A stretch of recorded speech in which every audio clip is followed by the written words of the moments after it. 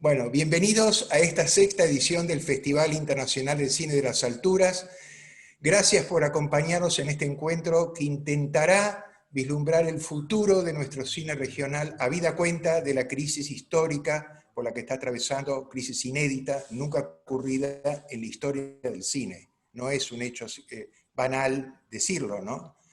Es una historia que ni las guerras han suspendido durante la historia las funciones y la producción, ni las guerras más feroces, ni una guerra que tuvo 50 millones de muertos como la Segunda Guerra Mundial dejó de producirse y de proyectar cine. Así que realmente estamos todos desconcertados, llenos de preguntas y pocas respuestas. Ustedes forman parte de una generación brillante para mí, en mi concepto, cada uno de ustedes, que ha modelado un nuevo cine andino. O sea, han cambiado el cine andino, no de golpe, pero en los últimos 10, 15 años, han transformado el cine andino en un cine moderno, lleno de guiones excelentes, de realizaciones espectaculares y muchos premios internacionales que antes no tenían. Y por eso a mí particularmente, y al festival sobre todo, les interesa la mirada que tienen sobre este presente crítico, porque ustedes son actores vigentes y que están en plena actividad y producción. O sea, todos los problemas que ustedes están enfrentando son los problemas que tiene el cine en general latinoamericano. Vamos primero, disculpen, a hacer una breve presentación para que nuestros amigos sepan lo maravillosos que son ustedes como personas y artistas. Primero, Miguel Ferrari, un amigo entrañable del festival, director. Muchas gracias, Daniel, y bueno, gracias por la invitación. De verdad que es muy emocionante que podamos, a través de la tecnología, no interrumpir este excelente festival que ya tiene su sexta edición. Recuerdo la primera edición que tuve la fortuna de inaugurar, y bueno, ya han pasado 6 años y afortunadamente, pues estamos aquí presentando esta nueva edición de esta manera tan particular, ¿no? Bueno, gracias, Miguel. Bueno, por supuesto, Miguel es un realizador reconocido, venezolano reconocido, ganador de un Goya, por Azul no tan rosa, una comedia que me ha divertido muchísimo cuando la proyectamos en Jujuy, una excelente comedia, una excelente película, y La Noche de dos Lunas, que es la película reciente que ha tenido muchísimos premios, así que bueno, bienvenido. Abajo Muchas, está nuestra benemérita Vanessa Rabone, una que yo conocí joven, prometedora, productora, hoy es realmente un personaje muy destacado del cine argentino, una profesional de primer orden que me gustaría que se presente. Hola, buenas tardes a todos. Gracias, Miguel, por tus palabras. Hola, compañeros de mesa y de charla. Es un gusto estar aquí. Yo soy productora y realizadora de cine argentino. He producido muchas películas en los últimos años, desde que nos encontramos con Miguel cuando era una promesa. Espero seguir siendo una promesa por un tiempo más. Y efectivamente, como bien decís, Miguel, estamos viviendo unas circunstancias totalmente extraordinarias y está bueno conversar y saber las experiencias de otros productores, de otros realizadores en otros países, porque hay mucho que aprender de lo que nos está pasando. Así que es un gusto estar aquí con ustedes. Gracias a vos. Mariana Rondón, excelente, espectacular directora, que tiene una vigencia extraordinaria porque sus películas están en los festivales, ha sido jurado de los festivales más importantes. En fin, presentate vos, Mariana. Nada, muchas gracias por invitarme para compartir aquí. Eh, Nada, espero que podamos hablar y conversar y ver de qué se va a tratar esto. Yo nunca he sido optimista, pero no soy nada pesimista, así que podemos, podemos empezar a reinventarnos rápidamente, Bueno, sabés sin pausa.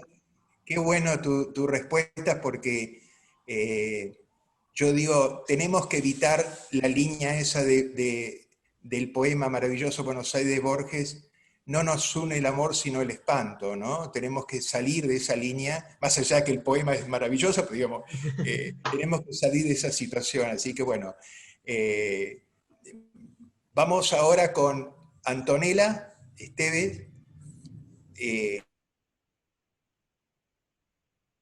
una activista full time por el cine y la mujer, por el reconocimiento de la mujer en el cine y por la presencia de la mujer en el cine, así que le doy la bienvenida y me gustaría que te presentes. Hola Daniel, hola Miguel, Vanessa, Mariana, también por ahí se nos queda Johnny.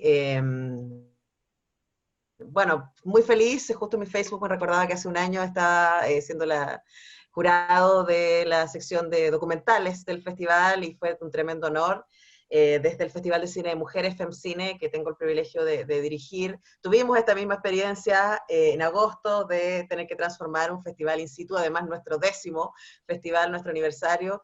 Seguramente voy a tener bastante que poder compartir en términos de experiencias con Daniel y con todo el equipo del Festival de Cine de las Alturas, un festival que quiero mucho y que además me parece muy hermoso que resista y esté ahí generando estos espacios de encuentro que son fundamentales para el desarrollo del cine. El amigo Johnny, que digo amigo porque hemos tenido sus películas, lo hemos tenido como jurado, es un realizador para mí fenomenal, que a mí me maravilló cuando lo descubrí como director, me maravilló, así que me gustaría que se presente el mismo. Hola, muy buenas tardes. Un saludo. La verdad, yo tengo les confieso, una total incertidumbre y dudas. O sea, yo creo que más, sobre todo este encuentro lo provoqué para ver si de alguna manera ustedes atenuaban mis dudas y mi incertidumbre, porque no tengo para nada certezas de lo que puede llegar a ocurrir. Así que por eso es interesante que pensemos en conjunto. La primera pregunta que se me ocurre es: ¿cómo evalúan el momento actual? Y si este momento es común a todos los países andinos, ¿todos les pasa lo mismo o hay países que están más perjudicados que otros? Esa es la primera pregunta. Comenzamos con Miguel, seguimos el orden para la respuesta. Bueno, yo estoy ahora mismo en España. Yo sé que esto de la pandemia ha tocado muy duro España.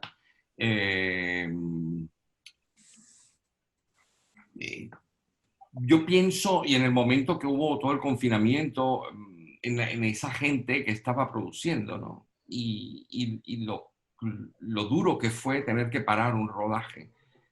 Para todos nosotros que hemos pues, realizado nuestras películas, pues sabemos que parar un rodaje es un golpe durísimo a nivel económico. Aquí en España sucedió que muchos rodajes se tuvieron que parar. Incluso hubo en Euskadi una película que se estaba haciendo, Aquelarre, recuerdo que se llamaba. No sé si la han podido terminar de hacer, pero tuvieron que parar. Y el gran temor también del director era que la protagonista era una niña de 13 años y a esas edades los niños crecen mucho. Entonces son complicaciones de toda índole. Por supuesto que cuando uno se enfrenta a un rodaje como productor, uno cuenta con seguros, por ejemplo, y en este caso, pues una pandemia de este tipo, pues no lo cubre. O sea, todo es como muy nuevo, ¿no? Entonces, el productor es el que tiene que correr con todo el problema que surge a partir de lo de la pandemia. Me imagino que la situación en los países andinos es exactamente igual, porque producir cine no es nada fácil. Y en nuestra región, sobre todo, hay cosas añadidas, complicaciones añadidas, ¿no? Y me imagino, pues, en la actualidad, la gente que tuvo que parar sus rodajes y no lo han podido retomar, la gran pérdida económica y el gran problema que significa, pues, retomar esto. Así que es bastante duro, sobre todo para los productores, pues. Perfecto. Vanessa. Coincido totalmente con lo que dice Miguel. Por un lado, te cuento, Miguel, que sí se terminó de rodar Aquelarre, por suerte, ¿sí? La película de Pablo Agüero, sí. Lo sé porque yo produje su película anterior, Eva no duerme, así que iba siguiendo, pero bueno, se terminó de rodar en junio, ¿eh? Me alegro mucho. Sí, sí, Pero sí y tuvieron si que no estoy parar. equivocada, va al Festival de San Sebastián, o está en alguna Excelente, sección. genial. Pero bueno, digo, todo eso significó una toma de decisión muy compleja, porque digo, más allá de la problemática de parar los rodajes, que también la hemos tenido en Argentina, tenemos más de 20 películas paradas y nosotros no hemos recuperado todavía la posibilidad de filmar, entonces estamos parados desde marzo, desde el 20 de marzo estamos totalmente detenidos. Más allá de eso, el otro problema grave es recomenzar y tener que volver a parar porque hay un brote, porque se enfermó alguien, porque hay casos en el set, es decir, eh, tengo muchos amigos en España que están retomando series, ¿no? Cosas grandes, porque quizás retomar una película es el riesgo de tener que, bueno, no tener seguro, es decir, todo lo que tu panorama es tal cual, por lo menos el mismo que yo veo en Argentina. Algunas series se han retomado, por ejemplo, pero claro, en Argentina no todavía, pero en España, por lo que sé, justo hace un ratito estaba hablando con una amiga, y el riesgo de que tener que volver a detenerse o digo, cortar una filmación cuando ya uno ha filmado 10, 8, 9 semanas es gravísimo. Es decir, básicamente mientras no haya una vacuna, por mucho que se sigan los protocolos, por mucho que se tengan todos los cuidados, el riesgo está, digamos, porque hay un virus, es muy contagioso, tenemos una actividad de contacto, entonces la problemática es muy similar y es muy grave, y como bien lo decís, para los productores es dramática la situación, porque tampoco nos queda muy claro una perspectiva a corto plazo, prácticamente son malas todas las perspectivas. A mediano plazo Sí. es pensar en la vacuna. Vanessa, también hay una cosa que es complicada, que es el tema de los protocolos que hay que aplicar en el set, ¿no? Eso, además, lo que significa perder una hora de rodaje, imagínate lo que es perderlo, saber que vas a tener que perderlo diariamente, no una, sino dos quizás, porque hay que desinfectar el set, porque hay que hacer las pruebas, porque hay que tomar las temperaturas al equipo, porque hay que mantener las distancias de seguridad, por una cantidad de cosas. Y si hay alguien que te aparece positivo, pues vas a tener que poner en cuarentena a todo el mundo. O sea, es una cosa, la verdad, súper complicada para un productor realmente lanzarse a hacer una producción hoy en día. Sí, coincido, en Argentina se acaba de firmar un protocolo para volver a la actividad, pero la verdad es que es un protocolo que uno lo mira, yo participé muy activamente desde la Cámara de Productores, de la que en este momento soy presidenta, muy activamente, ¿no? En negociar incluso con todas, porque digo, están los intereses de los productores, pero por supuesto los intereses de los sindicatos de técnicos, por supuesto los intereses de los actores, que son los primeros que están en la línea de fuego de un posible contagio. Digo, en fin, es muy complejo. Bueno, logramos con un esfuerzo grande ponernos todos de acuerdo y realmente ha sido un logro, pero luego yo miro el protocolo y digo, ¿y esto cómo lo aplicamos? ¿Esto cuánto cuesta? ¿Cuántas horas más? A la vez de que más horas de rodaje implican más semanas de rodaje, con lo cual más tiempo del grupo expuesto al posible contagio. Es decir, es una dinámica muy compleja la de este momento. Por muy optimistas que seamos, la situación, por lo menos actual en Argentina, es muy difícil. Mariana. Sí, bueno, la descripción creo que ha sido bastante exacta. No queda más por decir, es muy fuerte. A eso tenemos que sumarle, por ejemplo, que la mayoría de nosotros, además de cineastas, somos cinéfilos y tampoco podemos ir a las salas de cine a ver películas. Yo como productor estaba estrenando, iba a estrenar una película en Tribeca que no pudo ser, y la mayoría de los festivales donde ya tenía que participar no se empezaron a suspender, o sea, caos total. Tomamos la decisión de no salir en línea, pues queríamos tener el chance, la oportunidad de que la película se pudiera ver en cine, y bueno, y seguiremos esperando entonces, ¿no? Entonces, digamos, esto es como para mostrar, cuando no estás en rodaje y estás con una película lista, entonces también estás ahí, y si además eres cinéfilo tampoco puedes ir al cine. Es súper complejo. Y yo soy venezolana y estoy viviendo en Perú, dos países andinos. donde la situación, por supuesto, está igual de grave que en todos lados. A esto hay que sumarle que en realidad lo que estás viendo es a miles de personas muriendo, ¿no? Que entonces, y en ese punto además, tienes que decir, ok, paramos, no hay nada de qué hablar, hay que ver cómo llega oxígeno a la gente, ¿no? Y cómo vamos a volvernos a ver y qué vamos a ver y de qué se tratan estas pantallas. Y de repente, en los primeros días de la cuarentena, recordé que he estado tratando de saber el nombre y no lo he podido encontrar. En los años 60, un director checo que hacía acción hizo una película de un autobús recorriendo una ciudad en 20 pantallas distintas. Con Zoom. Fue el Zoom de los años 60, pero contándote una historia desde los muchos lugares. Y desde que empezó esta cuarentena yo me he dedicado a pensar cómo nos vamos a reinventar, ¿no? ¿Desde dónde nos vamos a reinventar? Creo, y bueno, y estos 6 meses que llevo encerrada en este mismo lugar donde me ven ahorita, lo único que me han pedido es estar segura de que no vamos a volver a ser iguales. Que creo que hay que tomar la decisión de que vamos a pensar y que tenemos que reinventarnos. Sobre todo por la cantidad de personas muertas, por las crisis económicas que se nos vienen, las crisis, la falta de alimentos, la falta de... quizás yo vengo pensando esto desde antes, porque soy venezolana y ya llevamos muchos años en una crisis muy brutal.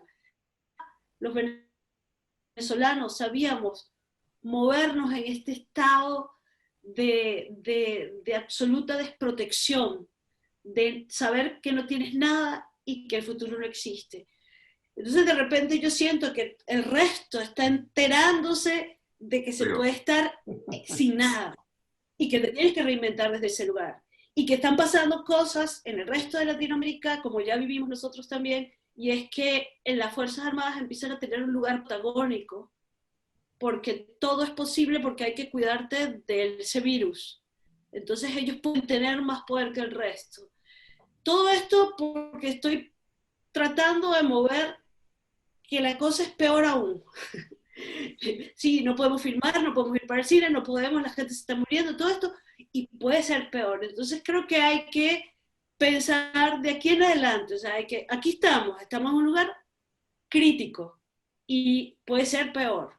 O sea, hay que poder reinventarse y poder pensar en qué temáticas y en qué tipos de historias se nos vienen ahorita, que creo que en lo que creíamos que era una distopía, ahora está aquí y es muy fuerte, se nos viene con todo. Y no lo estoy viendo desde un lugar pesimista, como les dije al principio, soy muy pesimista, soy una persona pesimista, pero estoy tratando de verlo desde el lugar más positivo. ¿Cómo voy a enfrentar yo esto? ¿Con qué ideas, con qué imágenes y con qué postura voy a empezar a ver lo que tengo aquí delante, que es muy fuerte, ¿no? Muy bien, muy claro lo tuyo. Y muchas de las cosas que vos dijiste las compartimos. Antonella, Sí. tu mirada sobre este momento tan poco divertido y estimulante del cine. Bueno, mi trabajo diario es entrevistar creadores y creadoras. Tengo el privilegio de hacer radio todos los días en la radio de la Universidad de Chile, que es lo más parecido a una radio pública en Chile. Y he pasado los últimos 6 meses conversando con gente de distintos ámbitos del arte y de la cultura.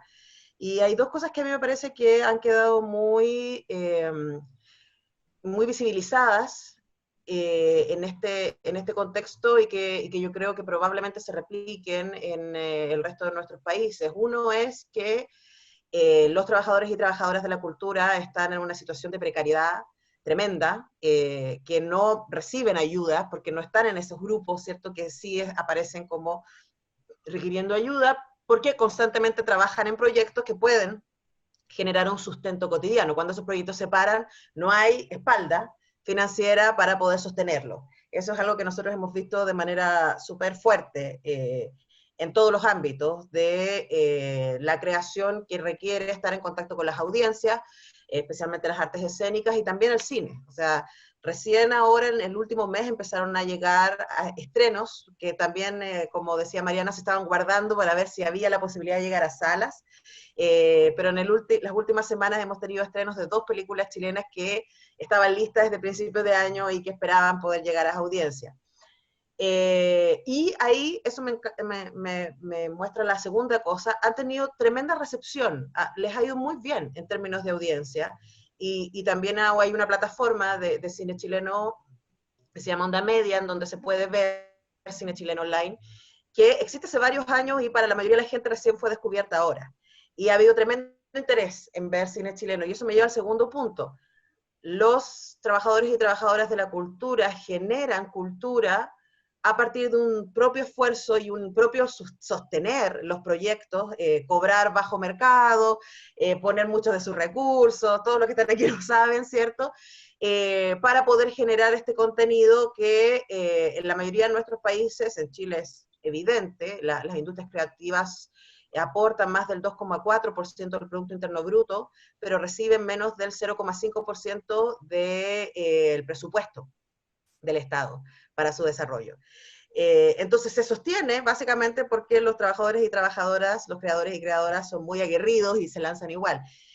Y nos hemos dado cuenta que no podemos vivir sin esto, y probablemente a ustedes les estoy diciendo una obviedad y a la gente que nos está viendo también, pero si no fuera por los libros, las películas, las series, la posibilidad de participar en foros como estos, de ver teatro online como se está desarrollando, de escuchar música, la situación mental de las personas en el encierro hubiese sido aún peor de lo que sería. Y ahí yo con eso conecto a lo que decía Mariana al final. Yo me estoy preguntando mucho qué va a pasar en el futuro, también pensando en, por ejemplo, ahora están abiertos los fondos de cultura del Ministerio de la Cultura en Chile, en donde vamos todos a postular para poder hacer nuestro festival, para poder filmar nuestra película, para escribir el libro aquel, para hacer este encuentro, etcétera. Y claro, yo estoy pensando cuántos de nosotros vamos a tener en cuenta de que más nos vale asegurarnos, proponer algo que se pueda hacer en virtual, porque no sabemos si el próximo año, no sabemos, o sea, el título de este panel, Cine Post-Pandemia, la verdad es que no sabemos cuándo viene el cine post-pandemia, ni cómo va a ser el cine post-pandemia. Entonces también estoy pensando si eso nos va a obligar a replantear la manera en que escribimos nuestros proyectos y en que filmamos. O sea, estoy pensando en que probablemente van a aparecer un montón de historias indoors en los próximos meses, ¿cierto? De personajes encerrados en un lugar, o literatura que está cruzada desde ahí, o teatro que está cruzado desde ese tipo de creación. Me parece que es muy interesante, pero que también se cruza con cosas que no son replicables. O sea, la experiencia cinematográfica en conjunto no es replicable con que yo esté en mi casa viendo una película en mi televisor. Independiente que tenga un buen equipo, 5.1, ustedes como realizadores, me imagino que a realizadores les duele el estómago pensar, no sé cómo se está viendo mi película, y trabajé tanto para que la foto fuera de esta manera, y el diseño de sonido tiene una propuesta en particular, y no sé cómo se está viendo, no sé si la gente está viendo la película que filmé.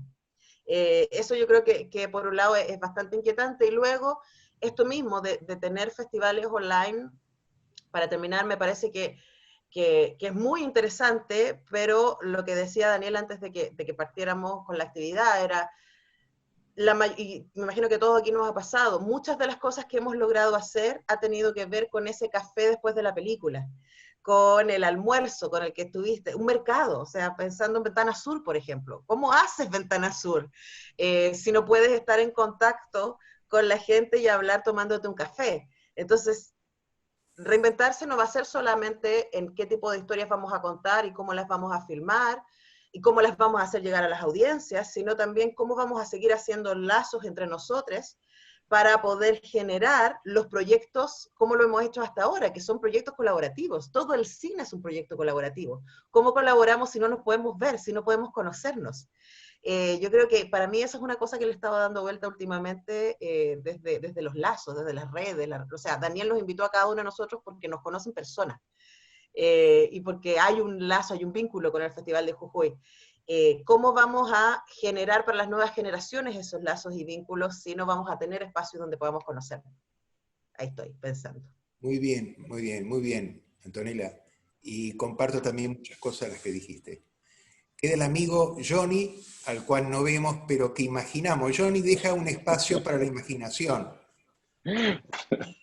No, dejo un espacio para la imaginación, pero creo que no me dejaron mucho que decir todos los compañeros de mesa, que cubrieron casi que todas las incógnitas o las dudas o las grandes preguntas que tenemos con respecto a toda la problemática que se está dando. Eh, con respecto a lo que decía Antonella, yo también me pregunto, o bueno, lo digo desde Colombia creo que el arte es visto casi como un ente publicitario, digámoslo así, y como en toda gran empresa, la publicidad es lo primero que se recorta cuando se entra en crisis.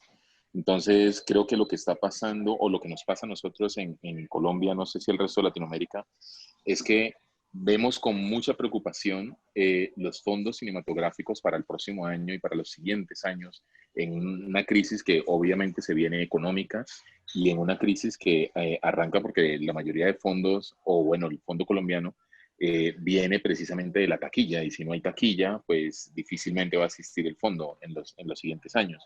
Se vienen preocupaciones, o estamos viendo preocupaciones actuales, como que sí, la mayoría de la gente dedicada a la cinematografía, a la técnica del cine, pues en estos momentos no tiene unos fondos de los cuales vivir, de los cuales aferrarse, no hay esos apoyos estatales como para esas personas, pero tampoco hay un fondo que de alguna otra forma nos organice y nos permite cubrir a todos esos adultos mayores que de alguna otra forma hicieron nuestro arte, nuestro cine en épocas ya pasadas. Entonces, esta gente que de alguna otra forma son adultos mayores en nuestro cine y que pocas veces son llamados a actuar o a trabajar en medio de nuestra cinematografía, pues están pasando la peor de lo que lo estamos pasando los demás.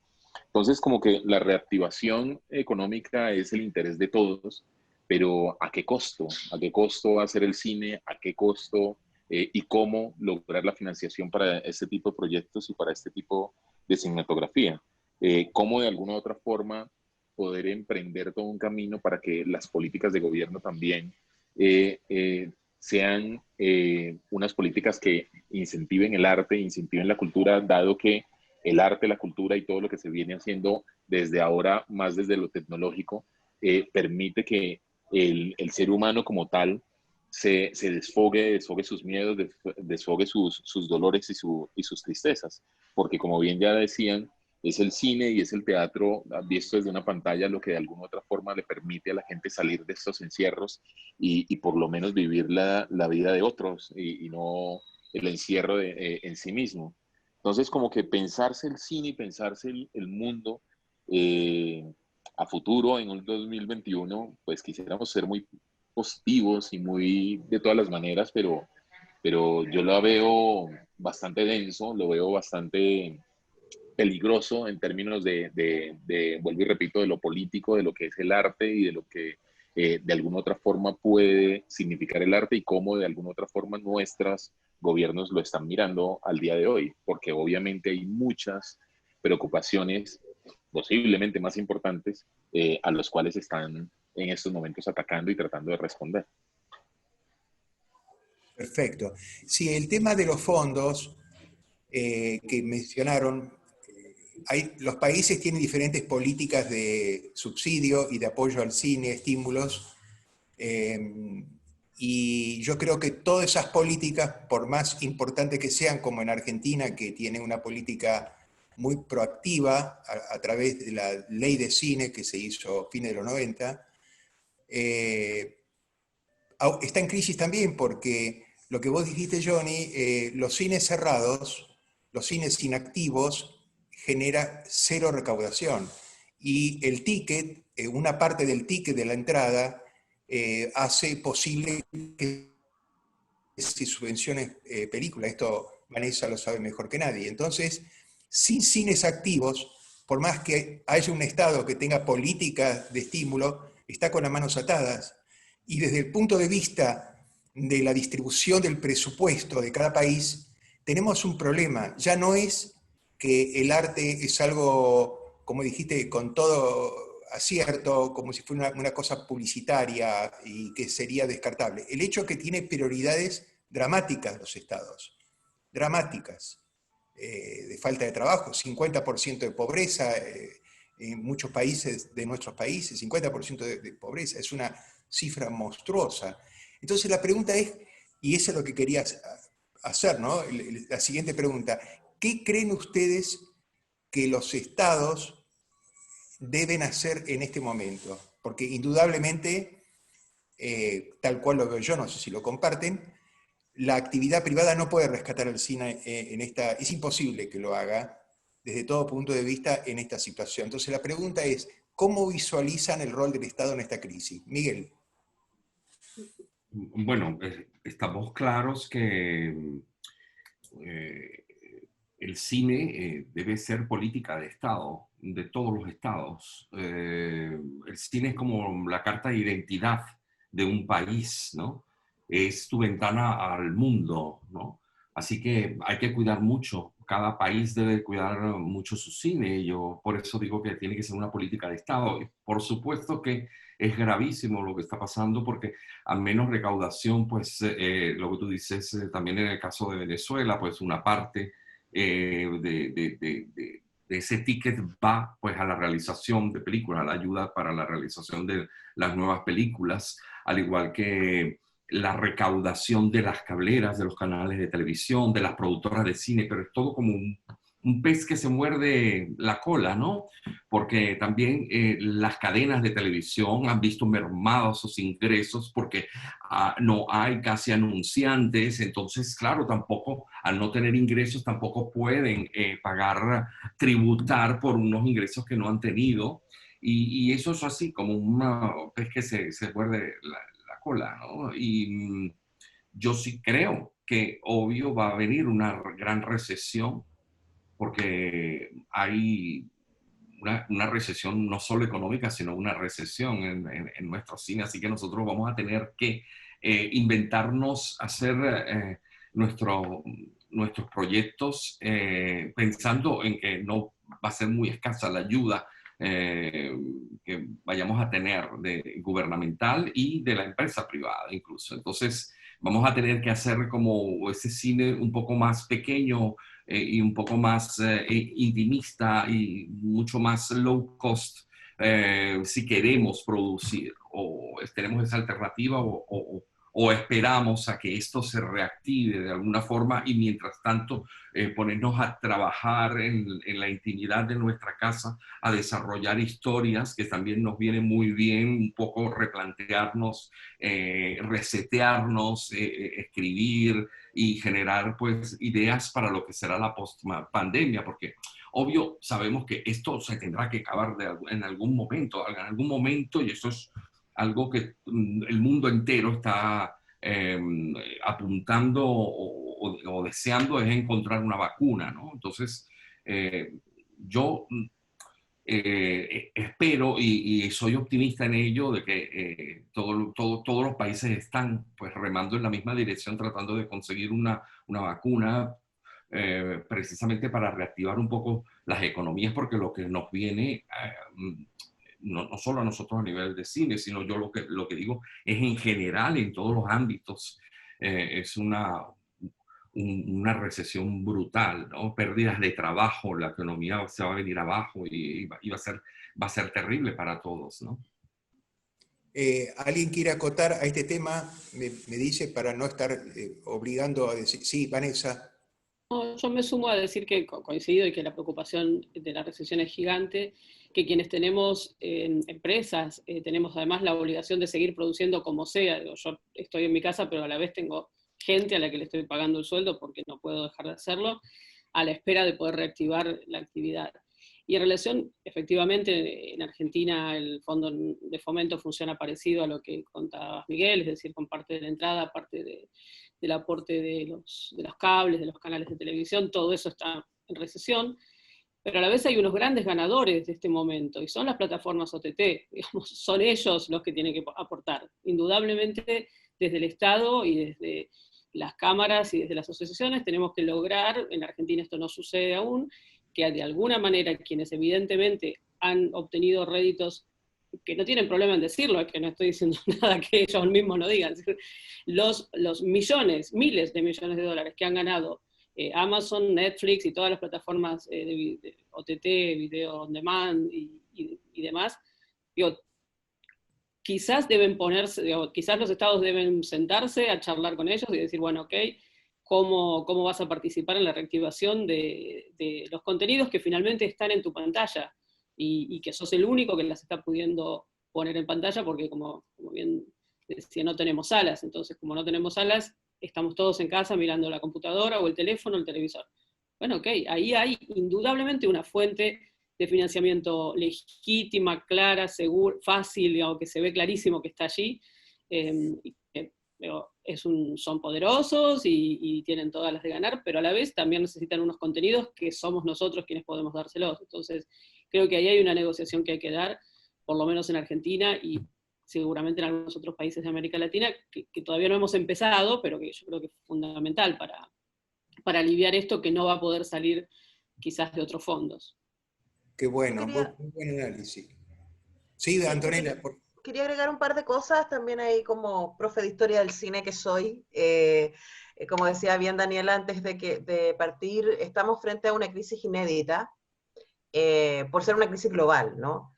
Pero no es la primera vez que estamos frente a una crisis y que distintas naciones tienen crisis para sostener sus cines locales. Y uno ve la historia del cine y uno piensa que movimientos que han sido fundamentales para la construcción y el replantearse el cine, como el realismo poético francés o el neorrealismo italiano, aparecieron en momentos de profundas crisis económicas.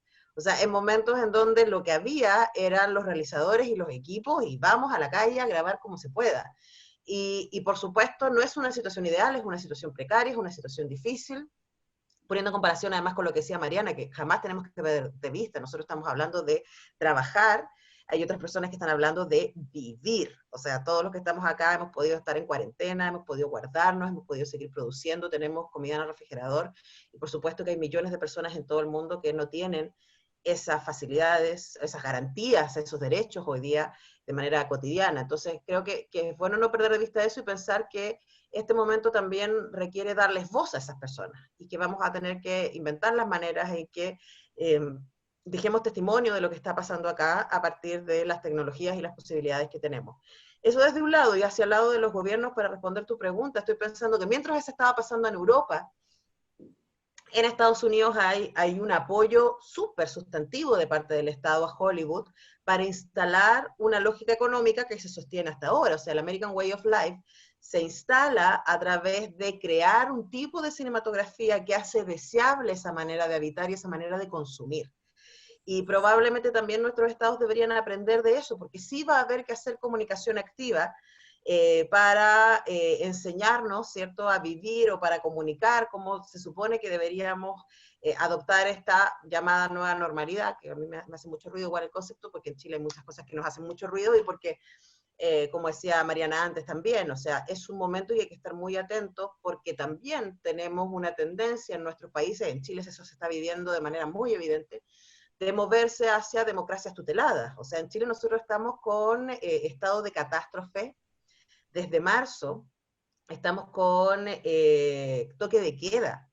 Chile es un país que tuvo una dictadura brutal y que cuando el 11 de septiembre se informó que íbamos a tener 90 días más de toque de queda, que por supuesto es muy cuestionable en términos de razones sanitarias, o sea, porque durante la noche, no sé si el bicho se vuelve más raro o lo que sea, se mueve más, lo que sea, pero finalmente tiene que ver con cómo se está comunicando razones de sanidad que realmente uno puede cuestionar y pensar si finalmente no tienen que ver con razones de control político y otras cosas. Entonces ahí, frente a esas escenas, el mundo audiovisual, el mundo de la cultura debe estar muy despierto y tener una mirada muy crítica y estar produciendo y encontrando las maneras de producir, incluso desde nuestra precariedad, por eso pensé en estos ejemplos históricos, para hacer algunas alertas respecto a lo que está pasando y también dejar testimonio de los dolores y los desafíos que estamos viviendo como humanidad. Gracias. Mariana. Sí, no, quería, a partir de lo que dice Antonella, volver sobre el director checo que en los años 60 hacía películas que parecía un Zoom. Sí, no puedo dejar de mencionar el Estado, porque, por ejemplo, voy a volver a repetirme, porque lo hago por una decisión ética de volver a decirlo. En Venezuela, hace por lo menos 8 años que ningún fondo nos sirve para hacer películas. Ni el dinero que entra de la taquilla, ni el de las televisoras, por una política económica totalmente demagógica y errada en relación a cómo moverla, ¿no? Es populismo militar latinoamericano. Entonces, bueno, por ese lado no le veo ninguna salida, solo siento que estamos en profundizando la gran crisis, ¿no? Yendo mucho más abajo de donde podemos estar, de donde estábamos. Hay una cosa que a mí también me preocupa, y ya tratando de volver a dar un salto adelante en las plataformas. Un poco leía que Netflix, por ejemplo, va a evitar contenidos de películas donde exista alguna resistencia hacia un gobierno o hacia un Estado, porque va a ser la manera de no perder el mercado chino. Ojo, eso es definitivamente imponernos una temática para producir, ¿no? Otra vez, ojo, ¿qué va a pasar? Podemos negociar que Netflix, que las plataformas aporten a nuestro cine, porque se están, digamos, de alguna manera están ganando gracias a nosotros. Pero a su vez ellos van a imponer qué tipo de producciones vamos a tener que hacer. O sea, volvemos a estar atrapados en lo que puede haber hecho Hollywood o lo que puede haber hecho cualquier industria prepotente, grande, cinematográfica, ¿no? Correcto. Ese es el temor tuyo ante el análisis que hizo Vanessa, que tiene muchísima a mí me razón. parece perfecto lo que dijo Vanessa, me parece Por bien. eso, a mí Solamente yendo un poco más claro, allá, lo que nos va a devolver Netflix, lo que correcto, nos va a devolver las plataformas, ¿no? correcto. Vanessa hizo un análisis para mí maravilloso desde el punto de vista de lo que puede ser una de las únicas tablas de salvación que tiene este naufragio, es ser subvencionados por el streaming que gana miles de millones de dólares. Sí, Vanessa. Pero a la vez coincido totalmente con Mariana. No hay nada más saludable que el dinero del Estado con el chequeo de los proyectos, pero digamos siempre sin ningún tipo de censura previa, digamos, excepto que uno quisiera hacer una película o pornográfica o de violencia extrema. El Instituto Nacional del Cine en Argentina aprueba, o digo, a través de comités y con calidad artística y en base a proyectos que tengan calidad y que tengan una historia para contar, uno puede filmar, no hay ningún tipo de intervención. Cualquier otro tipo de fomento económico siempre tiene intervención, es decir, si buscamos que nos solvente un gran distribuidor internacional, vamos a la Disney y decimos, bueno, Disney pague las películas argentinas, Disney tendrá su plan de negocio y su plan de proyecto y su plan de contenidos. Netflix lo mismo, es decir, sí, coincido plenamente en que quedamos un poco mordiéndonos la cola. Digo, mi respuesta tenía más que ver con, bueno, ¿de dónde puede salir dinero? Ahí hay un dinero y ese dinero con certeza proviene de contenidos que producimos casi todos los que estamos aquí sentados y muchísimos otros. Ahora, luego, ¿qué vamos a poder producir dentro de esas plataformas? No lo sé, yo digo, ese dinero debe ir a fomentar los fondos del Estado, en principio. Y luego, bueno, si nos compran nuestras películas o podemos producir para ellos, fantástico, si estamos de acuerdo, si encontramos, si hay películas que funcionen y que nos parezcan bien, o series, digamos. Pero, claro, no hay ningún dinero más, en general, digo, que sea más virtuoso que el que viene de los fondos de fomento público, porque ahí se trata de aportar a la cultura, a la identidad, digamos, no, la agenda es otra, ¿no? Y es una agenda, por supuesto, más virtuosa que una agenda de negocios, eso es claro. Totalmente, totalmente. Gracias tú. Mi amigo Johnny.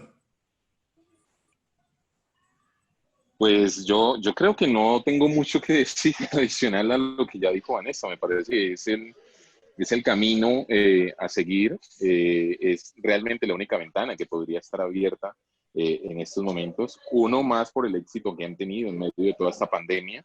Y dos, porque pues, ha sido una ventana que por lo menos en Latinoamérica no se ha tocado, o por lo menos en Colombia no se ha tocado y hasta ahora no se ha instaurado como una normatividad de cada una de estas plataformas para con el cine nacional, para con el cine local.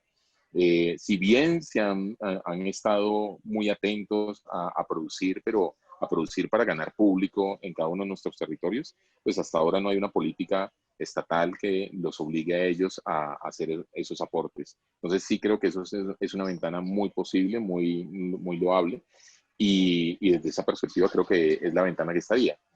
Repito lo mismo que Vanessa, podríamos estar produciendo para ellos, pero producir para ellos significa qué les interesa a ellos y qué están dispuestos realmente ellos a producir en nuestros territorios y que les produzca obviamente dividendos, porque tienen de alguna u otra forma por esos grandes algoritmos que manejan una manera de decidir qué es lo que funciona y qué es lo que no funciona, que yo todavía no lo termino de entender, pero parecen magos en eso. Y desde allí creo que sí estamos supeditados un poco a hacer un parón, no sé de cuánto tiempo, y de que nuestras producciones obviamente van a bajar, no, seguramente no en su nivel artístico, pero sí en su nivel de tamaño o cantidad de producción en los próximos años, seguro es lo que se nos viene. Sí, lo que decís es cierto y lo que a uno le sugiere es una perspectiva bastante dramática porque es inevitable, lo que vos dijiste es un proceso inevitable. La pregunta que les hago ahora es una pregunta, parte de las curiosidades y preguntas que me hago a mí mismo es el tema de las salas. Nosotros crecimos y estudiamos y nos realizamos como directores o productores o artistas de cine, siempre pensando en la sala como el espacio mítico, el espacio del ritual, el único espacio posible donde uno podía disfrutar la película y comulgar con la historia, con los personajes, con los actores, llorar, reírse, era en la sala.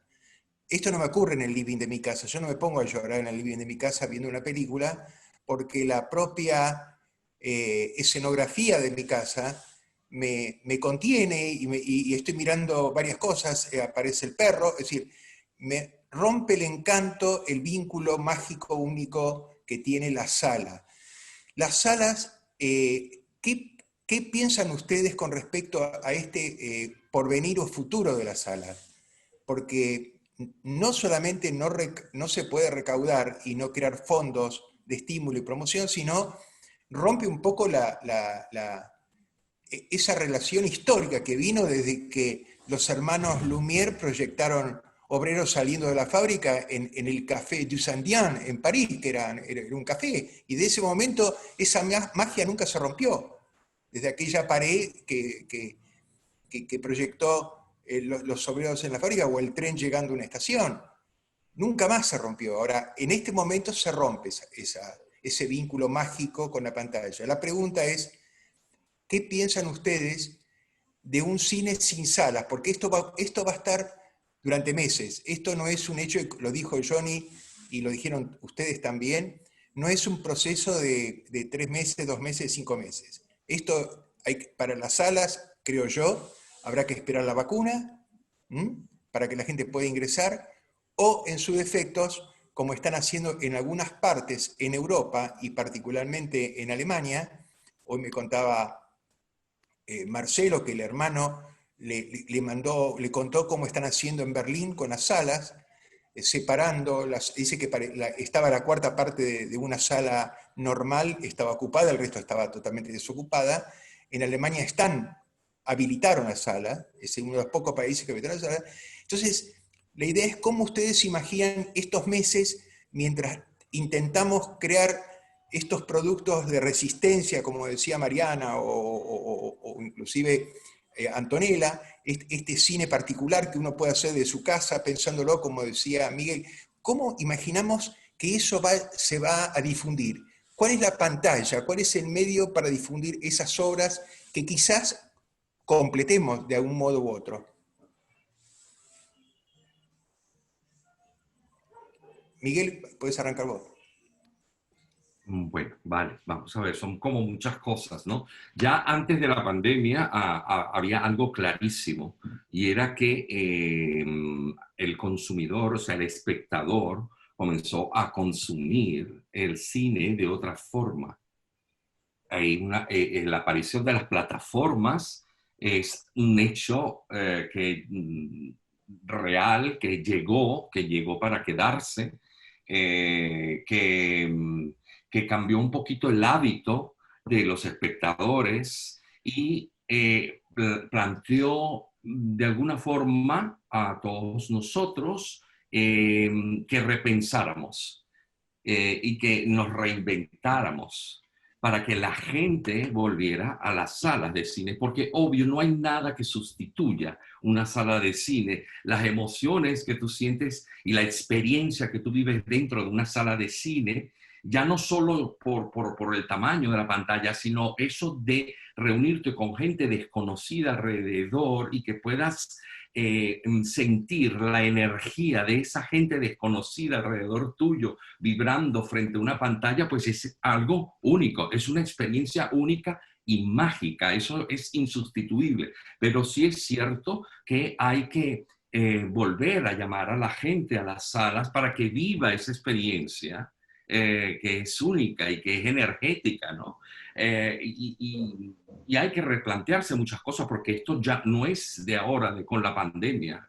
Esto ya venía sucediendo antes, no es el futuro, señores, es el presente. El tema de las plataformas llegaron para quedarse, la gente a veces prefiere, porque además es mucho más económico, pagar una suscripción y tener la opción de ver un montón de películas, de verlas a la hora que tú quieras, en el momento que tú quieras, de parar, porque es así, pues, o sea, cambió la forma de consumir porque el desarrollo tecnológico es así. Ahora nos toca a nosotros repensar cómo vamos a hacer para que la gente vuelva a las salas, a enamorar a ese espectador, a ese público, para que vuelva a las salas a sentir y a vibrar junto con personas que no conoces de esa pantalla.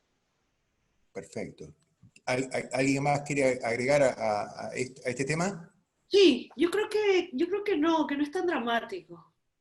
Yo creo que cuando uno ve las fotos de la gente durante la fiebre española, los ve a todos paraditos con los mismos mascarillas que están usando todos ahora. Fue hace 100 años, o sea, va a pasar, va a depender, creo, o sea, sí es dramático, como dice Miguel, en este instante, pero también tenemos que saber que hace 100 años lo único que existían eran las mismas mascarillas y que dentro de, no sé, a lo mejor en 10 años lo único que van a seguir existiendo son las mascarillas y los salas de cine. O sea, están los mismos instrumentos, son los mismos instrumentos. Lo que yo creo es que lo que es más peligroso que se transformen son las cabezas, de cómo enfrentar las situaciones, de cómo enfrentar, así como tuvimos que reaprender y era impensable para nosotros usar la mascarilla, una cosa que ya habían hecho hace 100 años en la pandemia anterior,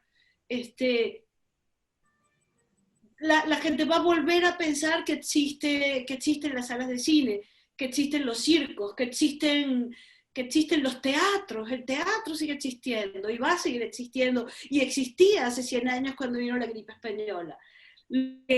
Lo que es complejo es que es a nosotros lo que nos está tocando vivir este instante. Entonces, ¿cómo enfrentar este instante sabiendo que en algún momento va a aparecer otra cosa donde haya que usar mascarillas? Vamos a volver al cine y nos vamos a tener que volver a salir del cine, pero saber que no debemos perdernos en el camino por los mecanismos sociales, políticos y económicos que tenemos que vivir. O sea, creo que lo que importa es saber que no nos tenemos que quedar atrapados en los mecanismos que se nos impongan, o no solo que se nos impongan por fuerza, que se nos impongan por uso, por necesidad, pero que deberíamos poder deslastrarnos de ellos en algún momento y volver a buscar la manera de estar, sin dejar de perder como el ámbito creativo, la imaginación para poder recomponernos, ¿no? Perfecto. Creo, no sé. Muy claro. O será que yo me estoy inventando todo esto por llevar 6 meses encerrada en este lugar. Me parece, fíjate que estos 6 meses te dio una imaginación y un estímulo. Vas a terminar escribiendo una obra magna sentada ahí en tu casa con el ordenador. O sea que... Llevo 5 guiones aquí. Antonella, ¿tenías algo que agregar? Sí, yo creo que yo sí concuerdo con Miguel en que antes de la pandemia sí, por lo menos lo veo en Chile con las cifras de consumo y de lo que la gente está disponible para consumir en términos de pago de tickets.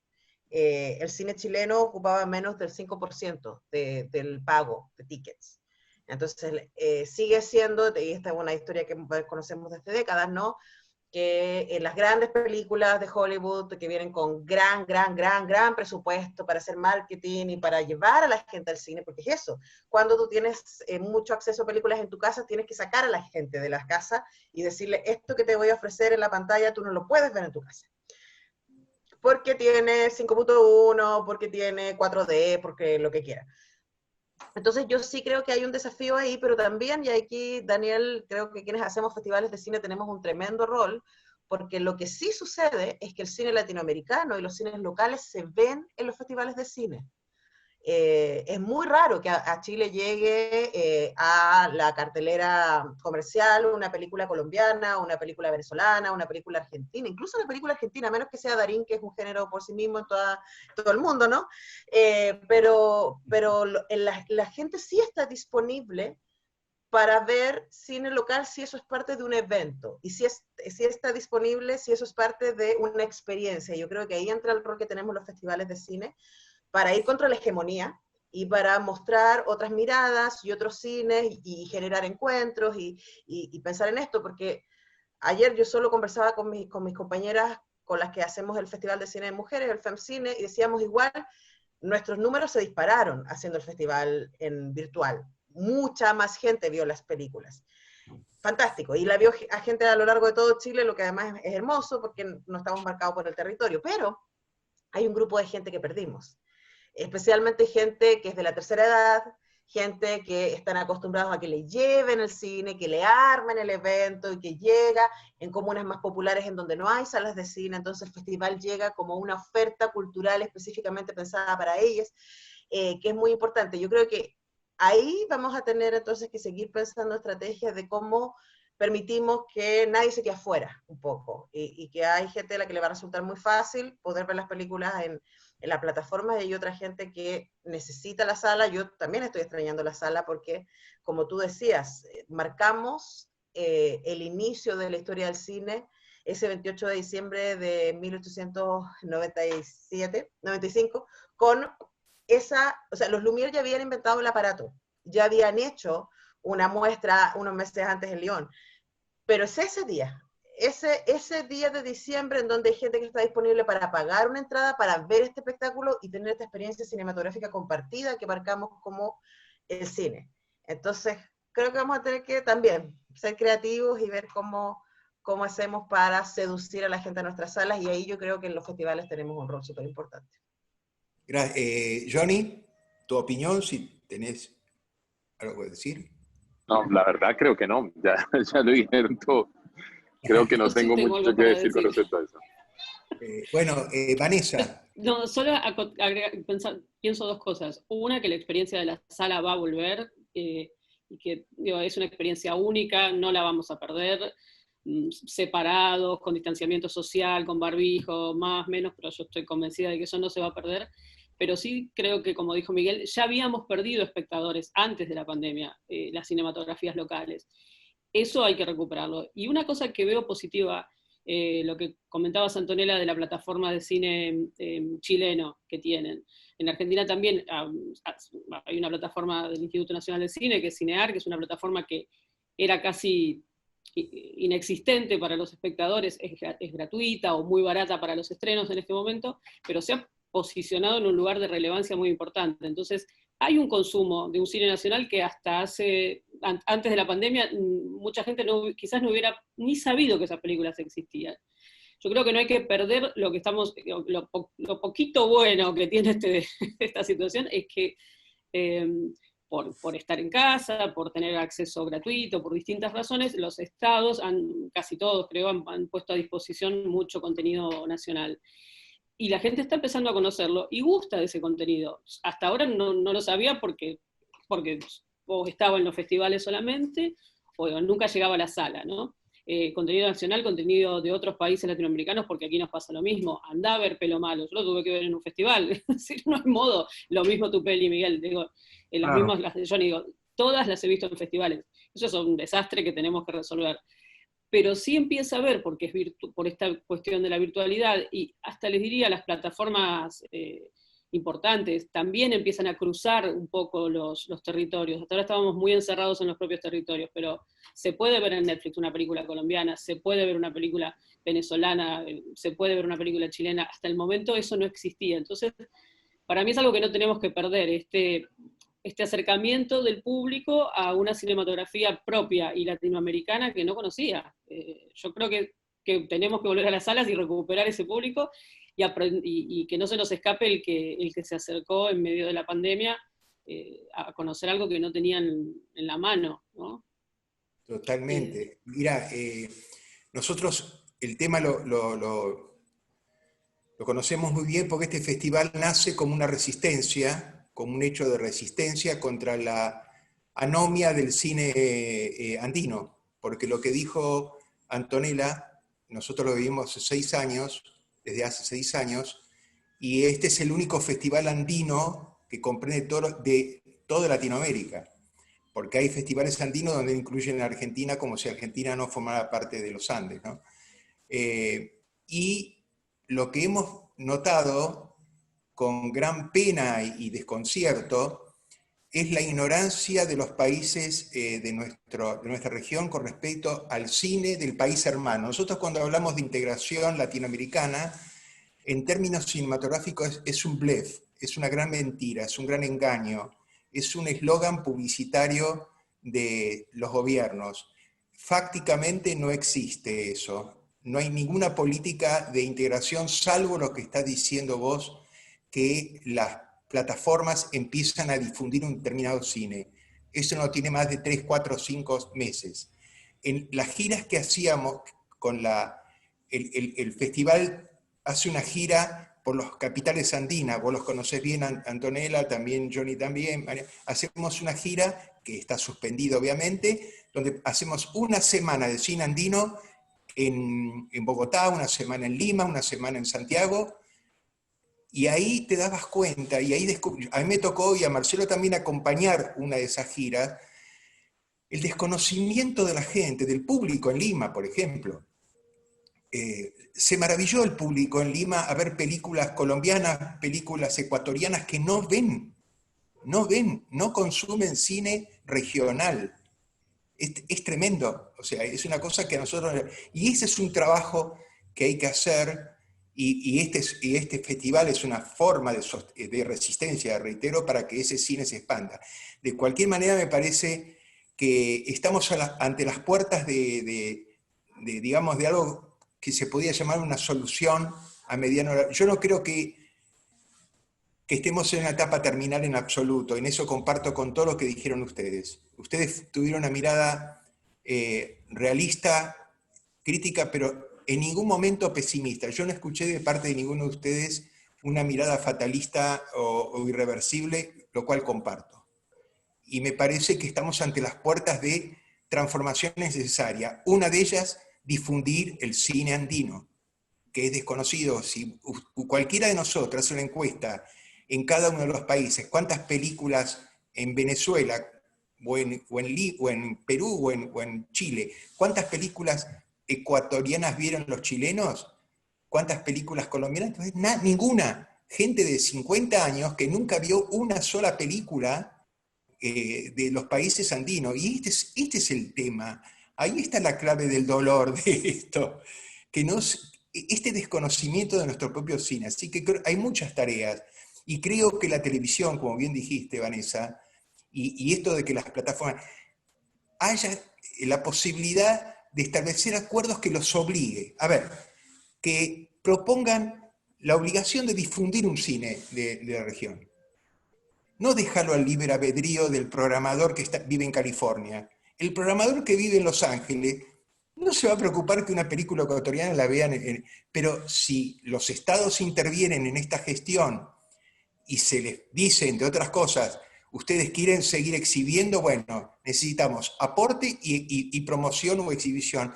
Ahí las cosas cambiarían, empezarían a cambiar. Quizás resulte un poco utópico, pero yo creo que por ese lado podríamos empezar a remediar esta ignorancia de nuestros propios países del cine que producimos, ¿no? No sé qué opinan. Y yo creo que desde ese lugar, lo que comentaba Vanessa, es quizás lo más valioso y la única arma que hay ahorita, ¿no? Que hay en este instante. Siempre, por supuesto, atentos a qué pueda pasar, pero es la manera de... Ahora, tendría que haber una manera de no perder eso que pasó en la pandemia, ¿no? Eso que cuentan de esos públicos que no son ni siquiera recuperados, sino que son nuevos, ¿no? Al cine propio, que es lo más interesante, que aparezca un nuevo público. Eso es lo más inaudito, y eso está muy interesante. Cómo hacer, cómo mantenerlo y expandir lo que ve. En este caso podría ser el cine andino, ¿no? Correcto.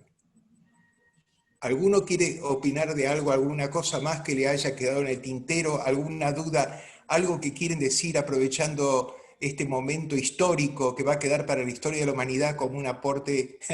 No, realmente ha sido un placer y un gusto compartirlo, pero ¿alguno de ustedes quiere agregar algo? Sí, lo que dice Mariana es absolutamente interesante. Lo que dice Vanessa, Antonella, Johnny, lo que han dicho es maravilloso. Yo creo que hay que aprovechar, hay que ver el lado positivo de lo que ha sucedido con la pandemia y entender que hay mucha gente que ha descubierto a través de las plataformas nuestro cine.